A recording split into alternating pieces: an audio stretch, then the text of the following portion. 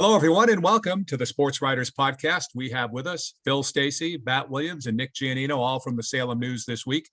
And we are recording on Tuesday afternoon. We'll get this up Tuesday afternoon on both websites, salemnews.com and msonewsports.com. And gentlemen, Nick Giannino, let's start with you and get a little girls lacrosse in here. We've got boys lacrosse, baseball, and other stuff as well to share. So what can you share with us about girls lacrosse? Yeah, well, we're a few weeks in now, and they just had their MIA power rankings come out last Friday. So we got a first look at where some of our teams stand in that. I can just go down the line. We don't have any top seeds or not even any top 5 seeds in the area right now, but we do have some really good teams that are capable of making a push for sure. I'm just going to go down the divisions here. Obviously, 4 divisions for the state tournament this year in girls lacrosse. Beginning in Division 1, both Peabody and Beverly are in the mix. Peabody's coming off a really nice win over the Panthers yesterday, right, Willie? Monday afternoon. So I think they beat them 18-9 pretty convincingly. And, Beverly's had a strong start to the season, so that's a big win for Peabody. They're really looking good right now under new coach Michelle Roach. They've got a lot of talented scorers, led by the sophomore there, Brooke Lamazney, and they got some really young talent. Maddie Barrett, a freshman, is one of their top scorers, top assist girls. They're just balanced, and they're playing, from what I've seen from the games that I've been to, they're just playing as a team. They're unselfish. They're really working the ball around to get good shots. They've been good on the draw, getting out in transition. So they're going to be a tough team to beat. They got a matchup coming up with Masco in the coming weeks, I believe, which will be a great test for them. Masco is another team that's off to a beautiful start with just 1 or 2 losses, I believe, at this point. So Peabody's sitting at number 25 when the rankings came out last Friday, but then they picked up 2 more wins over Danvers and over Beverly, like I mentioned. So they're probably going to move up. And then Beverly was at number 31 at 5-3. Now they're 5-4. They're probably going to be right around the same spot. I don't think that's going to hurt them too much.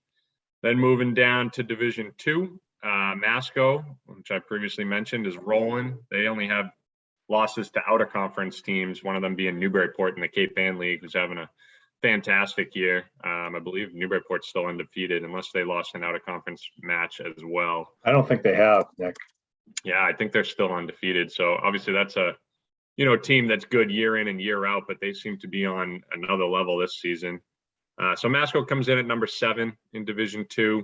Then you got Danvers at number 19. They only have 2 losses right now, one of them coming to Peabody in a recent game. They've been battling some injuries. In the Peabody game, they got some unfortunate cards and had to play a few girls down at times, which definitely hurt them. But they're a good team. I think they have the ability to move up as well in Division 2. And then Marblehead checked in at number 34, which is, obviously low for them. They're usually one of those teams that's right in the mix for a top 10 seed. They've been dominant in the NEC for better part of the last decade now, but they're young and they're getting there for sure. They're coming off a couple nice wins in the past few days to bolster that 3-7 record. I believe they're at 5-7 now. So they're probably going to see a jump in the rankings as well. And they're a team that if they get going with some of these young girls, they can be scary come playoff time for sure.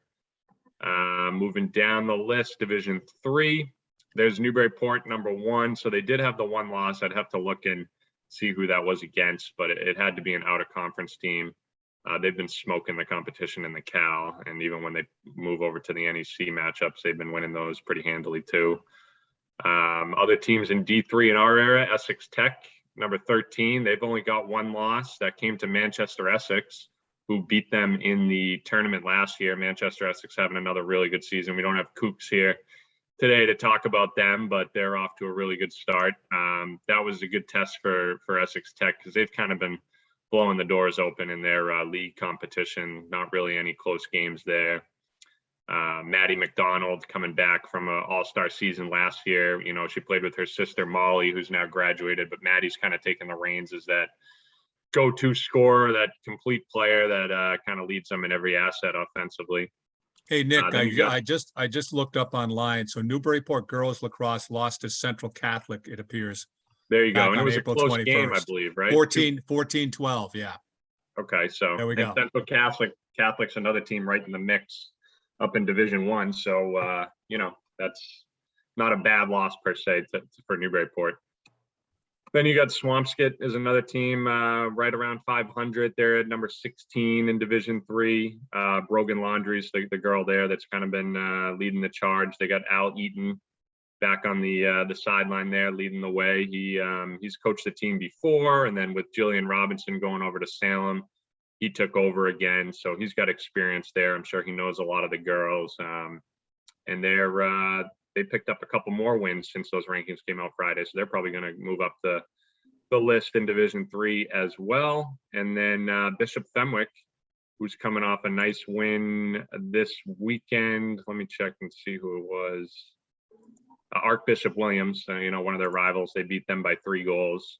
They came in at number 19 at 4-6 in Division Three, but they're going to, again, probably move up. They're getting closer to 500 there. So they're certainly battling, and Karina Gyllenhaal is leading them right now. And then finally, Division Four, you got the Hornets, Manchester Essex at number 1, still undefeated. To my knowledge, they were undefeated when the rankings came out on Friday. I believe they still keep that mark. And Hamilton Wenham, number 6 at 3-4. So they've had some really tight losses. They just picked up another win the other day. So I believe they're 4-4 now. And the story there is Haley Hamilton. We've talked about her before, but she continues to just pour it on with the goals. I think she's over 60 goals now. She had 53 going into the weekend and then put up 8 goals in a win. So it's going to be a really tight race for the scoring title here on the North Shore.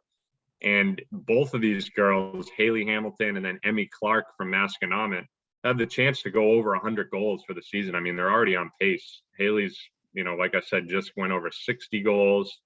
Emmy Clark was at 58 when when I ran the leaders over the weekend. So, or on Monday, I should say. So both of those girls, that's going to be a fun race. I think Masco's played a few more games than Hamilton Wenham, and Haley Hamilton seems to be scoring at least 5 goals every game. She's had games of 10 goals, 8 goals, 7 goals a couple times. And then Emmy Clark, that Masco team is just piling up the goals as a team, and she's been leading the charge in that department. So that'll be a fun race to keep our eyes on between those two girls. It's not very often that you get 2 girls go over 100 goals in a season, and I think that's very much in reach for both of them, especially seeing as they're both going to be, contenders come playoff time and get hopefully a couple more games under their belt. But that's kind of the summary right now for our area. I didn't mention Salem. They got a couple wins. They've definitely turned things around a little bit, but still having some trouble with their inexperience, and going up against some of the really more veteran-led teams in the Northeastern Conference. But definitely still a step in the right direction for Salem. I'm not sure what they were ranked at when the MIA released those last week, but they got a chance to maybe climb towards 500 and get in that way when it's all said and done. I'm not sure what their whole schedule looks like here, but they'll have some winnable games for sure. And again, Jillian Robinson's got them going in the right direction. They've really bought in to that coach and that program right now. I noticed on the Newburyport schedule that Newburyport has non-league games against Norwell, Bedford, and Bishop Girton up in New Hampshire still to go on their schedule. It seems like a lot of these these good teams that are really good in their conference have made it a point to schedule a lot of challenging out of conference battles, because not only is that good for them come tournament time, but it helps them in the rankings, because even if they lose those games to good out of conference teams, the way that the strength of schedule works and that type of thing is going to benefit them going into the playoffs. So I think you're going to see a lot more of that, especially with the full slate of games this year. We only had 12 or 13 games last year, and they were all conference games. So a little bit of a different look when you look at it that way. Yep. All right. Well, we're on lacrosse, Phil. Why don't we stay with the boys lacrosse? I don't know if you have a couple of notes for us to share from this past week. Yeah, I didn't know if you wanted to do that or maybe segue into softball a little bit, but we can do either Yeah, or. let's go softball. Let's do that. Okay. I can do the same thing that Nick was doing there with the tournament pairings here. Let's see if I can remember all these. So in Division One, you had Peabody and Beverly were both right around middle of the pack. I want to say Peabody was 18, still leading the Northeastern Conference. Obviously, good win at Masconomet on Monday. Who had a couple of home runs, Willie, for Peabody? Oh, we're talking softball now? Yeah. Oh, yeah. the one of the betting courts, didn't they? Yeah, 4 bombs. Abby hit 2. Abby hit 2. Okay. Bo hit 1, and Emma Bloom hit another one. So, yeah, second pitch of the game over the fence. That's about par for the course with them, I'd say. I can't believe they're only ranked 18. What's their overall record right now? 9-1, I think. Yeah, so they're going to need some of those out of conference games. That's a good. Aren't those numbers similar to what we saw with the Peabody girls basketball team this year in the rankings? Doesn't that ring a bell? I mean, I may be wrong on that. Matt could straighten me out. Yeah, I think that. I mean, it's the same kids. It's the same situation, but I think all those kids are softball. I mean, but I meant record wise and standing wise, where they are in these state rankings. That's what I'm getting. I mean, yeah, it is some of the same kids. But I think in some ways they probably, their history, and they probably sort of belonged, a little bit lower in the girls basketball, maybe not as low as they were, but this softball team is a team that made the North Finals last year and has, kids that are probably going to play at a pretty high level in college. Like, they probably belong near the top. Like, that's a team that can actually win a state title. Whereas, I would say that basketball team probably wasn't winning a state title, so it's a little bit different. I think if you're a high seed, if they end up a low seed, you're going to be pretty angry about that. You don't want Abby Betancourt showing up to pitch to you. If you're a high seed, that's not what you earned your high seed to get. You know what I mean? Right. I think it's more based on the fact of who they play. Sure.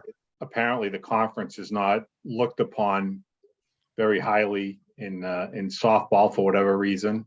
I think that's crazy too, because you look at Danvers won Division II last year. I know they've had some pitching struggles this year. I really like Beverly's team too. They're hitting the stuffing out of the ball right now. Megan Sudak does an amazing job over there. I think they're a team that could do some damage, down the line. And we've had a little bit of a renaissance there at Masconomet. They've got a lot of wins too. So I mean, I don't think the league is bad. I mean, I think some of these other sports, you can look at the league and say, well, okay, maybe this makes some sense. I think there's some pretty good softball teams out there myself, but, I'm no expert, I guess. Could it be maybe, and I mean, I know that they don't take this into account per se, but traditionally the conference has not had an abundance of postseason success. Last year's Peabody girls maybe being the exception. Well, and Danvers too. I guess they did win the North. Right, right. I mean, but I can't see how that would factor. I mean, this is supposed to be all just math, just based on this year, right? So I can't see how that would be a part of it. It just must be somebody lost a key game somewhere that they should have won, and it's dragging everybody down. And the other weird thing is the so-called margin of victory is supposed to be a big part of this, but I mean, Peabody especially is scoring a lot of runs, winning a lot of mercy rule games. So you would think that would play in their favor, since that's supposed to be part of this formula. I think we're seeing that play itself out in baseball. So it's a little confusing, but it could be just a thing where they're going to play Beverly again this week, probably get some points if they win that one. And maybe, that will help. And maybe they just haven't played some of those harder games on the schedule just yet. I don't know.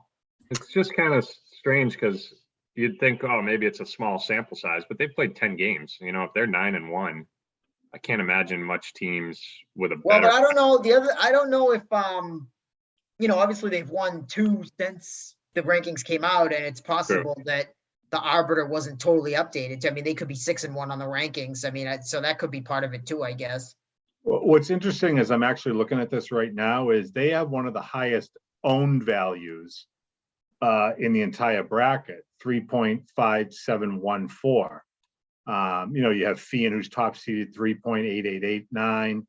A few others, like a Reading is a 4.0 there, but many have much better opponent value than Peabody. Peabody's opponent value is only 1.4098. And, there are others here, 4.5, 3.87, 7.67 for Central Catholic, 5.2 for Attleboro, King Philip, 4.5. So I think that's where it's coming in to hurt them. They're not getting enough value from their opponents. And maybe that'll change over the second half of the season. As you mentioned, Willie, another win against Masco yesterday. They beat Beverly later this week. That's another good win for them. They have some non-conference games coming up at the end of the year. Maybe they win those. They shoot up a little bit there, but it does seem like a pretty low ranking for a team like that. And I'll second what Willie said too about Beverly. I think they've done a nice job this season under Coach Sudak and getting a lot of balance, whether it's Noel McLean pitching, hitting, Jamie DuPont hitting or play at shortstop, all of the Lindsey Gannon catching. They're getting a lot of strong play there. So hopefully we'll see them shoot up the rankings as well. Just moving on with the softball here. Division 2, kind of the same boat as we've seen Division 1 locally anyway. Masconomet's 24. Danvers is 28, and I think Willie kind of alluded to the pitching struggles they had early on, but they seem to be coming better together, I should say, as of late under their new head coach, Don Gracia. So hopefully they've turned a corner and their best ball is still ahead of them.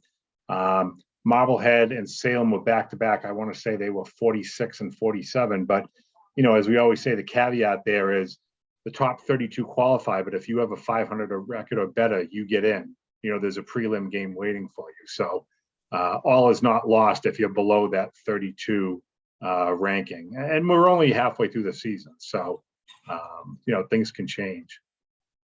Let's see here. Division 3, of course, you have St. Mary's at number 1. That's deservedly so.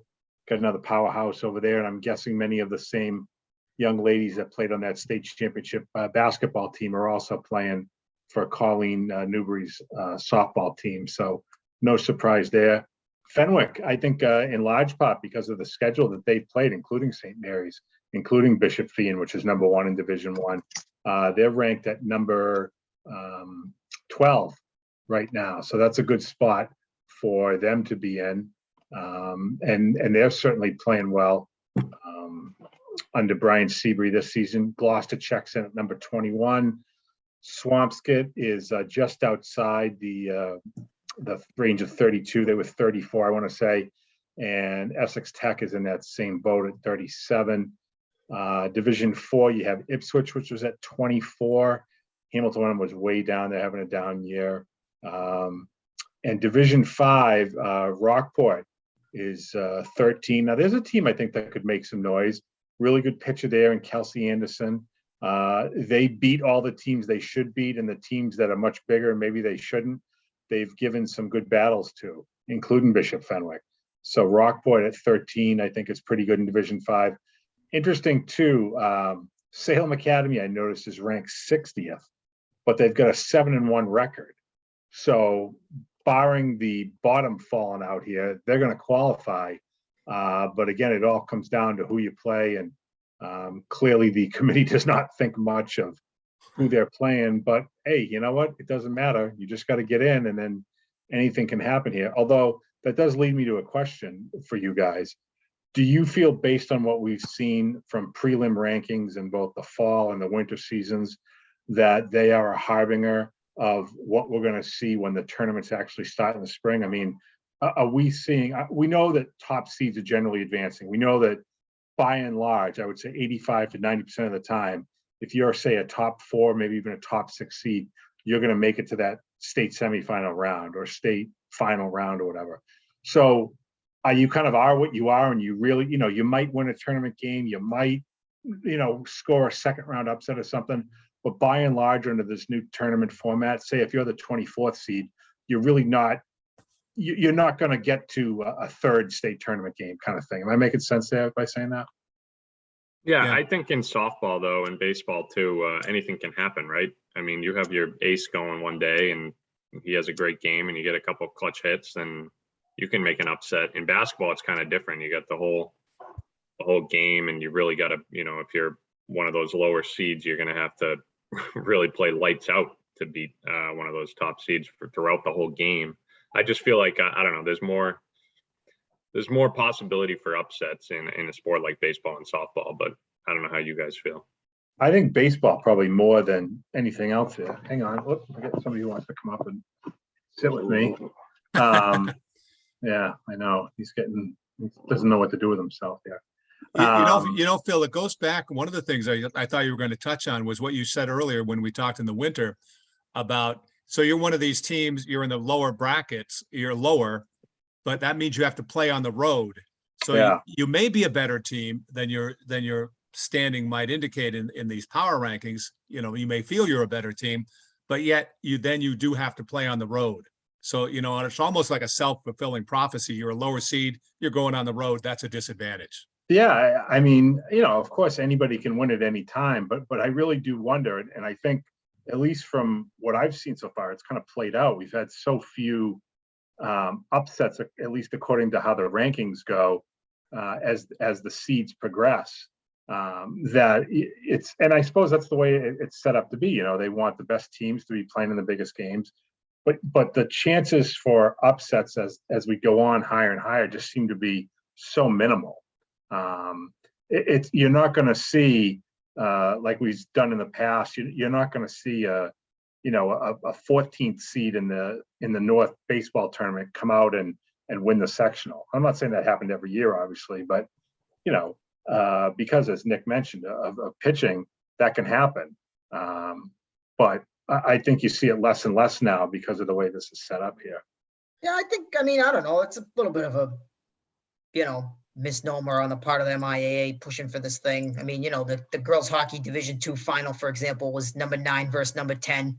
So, I mean, not a 14, but certainly outside the top 8, you get to the state final. I mean, so it has happened. And I think to Nick's point, it can happen regularly in baseball, especially, I think there's going to be a lot of rigmarole about the scheduling here because of the pitch count rules. I mean, if you've got an ace and he can pitch that third game, then you've got a good chance to win. And if if that game is too close that he can't go again, then, there's going to be some complaints and stuff like that. But, I mean, let's look at St. John's Prep baseball. They're ranked number 22 right now. Is anybody going to be surprised if they're in the Final Four? I don't care what their ranking is. They're St. John's Prep. They're a Super 8 team every year. So, I do think, in the spring, and certainly the ball and bat sports, I think less so in lacrosse. Lacrosse has had power rankings for almost 20 years. And, so they've kind of got a good formula, and usually the good teams are there at the end. But I do think in baseball and softball, there's a lot of potential for upsets there. Just as an aside here, I'm noticing this is Phineas, my old boy here, 14 years old. Just for our viewers here, but let me interrupt you, Phil. Yeah. It's Phil Stacey that's in the blue shirt in that screen right there. Okay. Okay. I was going to say, in seeing myself on the screen here, I look a little bit like Dr. Evil and Austin Powers, like with the cat. Anyway, he's actually a dog. So. That is a real dog, though, I think. Though, it is, right? Yeah. This is my old boy. Yeah. I interrupted you, Phil. That's okay. No, do you want to do lacrosse quickly here? Yeah, I want to, guys. So read around the horn tomorrow. It's going to be about Pingree. I got to get over there. So good. Okay. Okay. All right. Fair enough. Fair enough. All right. So, hey, I want to do a quick lacrosse thing, but I also want Nick to weigh in on the Celtics game tonight, game 2 tonight after not a great game 1. Let me blow through the lacrosse first. Sure. Yeah. Want to get down there, pal? All right. There you go. All right. So, Division 1, St. John's Prep, number 2. No surprise there. Defending state champs. They're 9-2 going into today's game at Zavarian. Beverly was 32nd, but they've lost 2 in a row. 2 one-goal losses, 2 one-goal upset losses, I would say, to Hamilton, Wenham, and Peabody. So they are probably tumbling for the latest, the most updated list we'll get this week. Peabody was 41st. That win will bump them up a little bit in the rankings. Division 2, Marblehead was 15th. They're undefeated in the league, but again, I don't think the league is going to get a whole lot of statewide love in terms of the rankings. Marblehead needs to do well in the non-league games. Masconomet, 2 losses. They've only played 7 games going into today's game. They're 20th. And Danvers, which I'm going to be over there this afternoon to watch them play Ipswich, they are ranked 23rd in Division 2. Division 3, Bishop Fenwick is 21st. Good win on Saturday against Bishop Stang, but a tough 1-goal loss to Archbishop Williams yesterday. On Monday, they got the annual Carlin Cup coming up this Friday night against Peabody. Have never won the Carlin Cup against Peabody, so they're looking for their first win ever there. Swampscott, great win yesterday over Gloucester. They are ranked 30th in Division 3. And Essex Tech, really good record, 7-3, but relatively weak league schedule. They are 32nd overall. Gentlemen? Good stuff. Hey, Nick Giannino, Celtics lost Sunday in game 1 to Milwaukee. Game 2 is tonight in Boston against the Bucks. And I guess you're going to be joined by Mike Grenier at the Garden.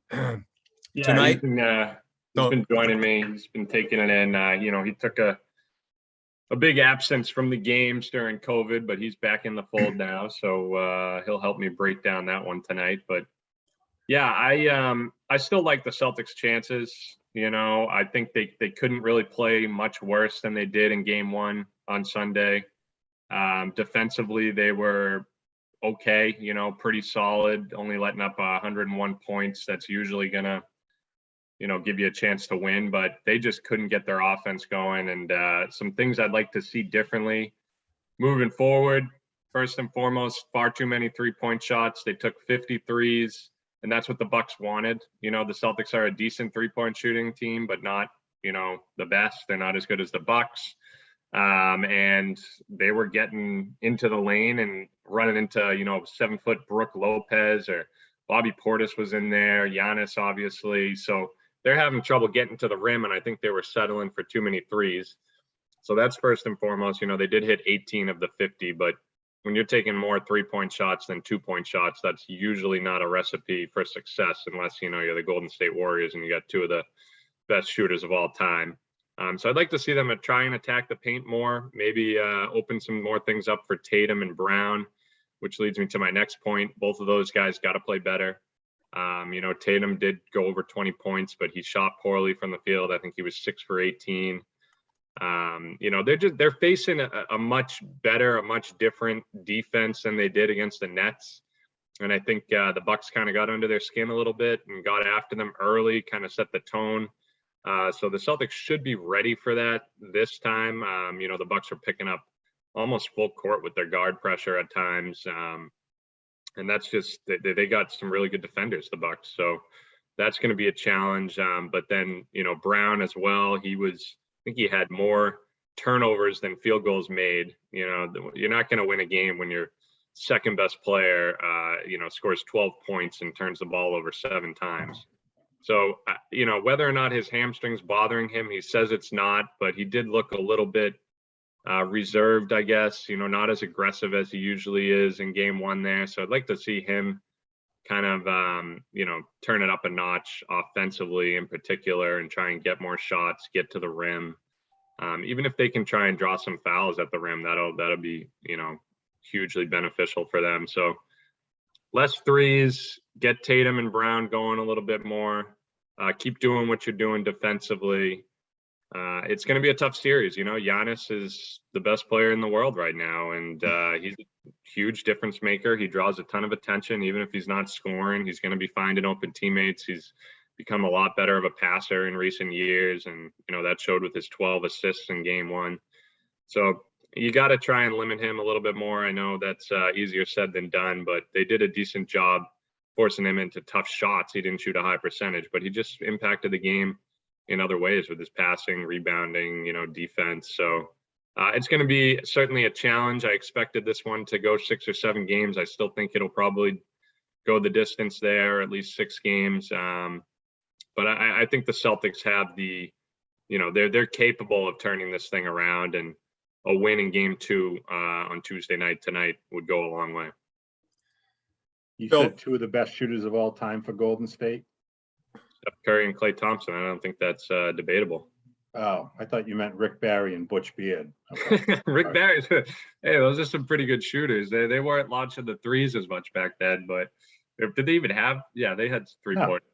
No. No, maybe No, not. they didn't have it Maybe- until the 80s. Yeah, so Yeah. I mean, you can't really compare, but no, those two guys in Golden State are pretty good. Look up Butch Beard. He's a good player. Okay, All-time name team too. You know? yeah, That's right. That's right. Hey, love it. Phil, the Bruins, since we have a minute or two left here, Yeah. Bruins got thumped by Carolina in their first Yeah, they round did. game 2 coming up. But what's your take on the Bees? Well, I think they're playing a younger, faster, more skilled team.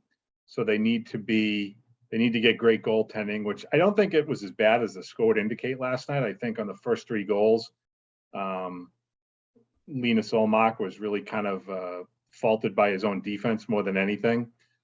Fourth goal, you can say, was his fault. That was a bad angle shot that he should have stopped. But I expect them to go back to him in game 2. They need to cash in on the power play, and against the league's top-ranked penalty kill, that's not going to be easy. Carolina is extremely aggressive at the blue line, coming up to meet guys in the zone entries. They make it really difficult to get untracked on that power play. And if the Bruins are going to get 36 shots on net like they did last night, they have to find a way to cash in, especially if they're going to be going up against Carolina's backup and Antti Ranta, I'm sorry. They got to find a way to split. You don't want to come home 2-0 against this team. Like I said, Carolina is younger, they're faster, they have more depth. I didn't think the first line played particularly well last night. The Bergeron and Marchand and Jake DeBrusk line. So they need to find a way to get on track. So a lot to fix tomorrow night for game 2. Phil, you got to think Carolina in 6. yeah. I did, yeah. And I believe I also picked Milwaukee to beat the Celtics. I had to be that guy. I picked them too. That was before the Middleton injury, but I don't know. It doesn't seem like the Bucks are missing Middleton too much, and I kind of thought that in close games he would be a huge factor because he can take those clutch shots in crunch time, and they got a guy to go to down the stretch. But in terms of the flow of the game, they're not really missing him too much. They got so many shooters out there. Giannis is carrying the load, so I don't know. I'm going to roll with the Celtics in 7, but could go either way. I just want to say real quick, Chris Kreider, 50-goal scorer. Great for him. Former Masconomet star from Boxwood. He and the Rangers open up the playoffs tonight against Pittsburgh, and Colin Blackwell played his first NHL playoff game last night for the Toronto Maple Leafs. They shut out the two-time defending Cup champs Tampa Bay Lightning. So congratulations to both Chris and Colin. Bruins lost last night, as you mentioned, but it was a 5-1 score. Just my great hockey insights here. You got to score more than 1 goal if you expect to win a playoff game. That's my thinking. I don't know. That's usually a pretty good formula. Yeah. Yeah. All right. Well, gentlemen, on that note, on that pearl of wisdom, on that, we'll stop. But again, good talking with you guys this week, and we'll talk again soon. Phoenix says Thanks, Bill. goodbye.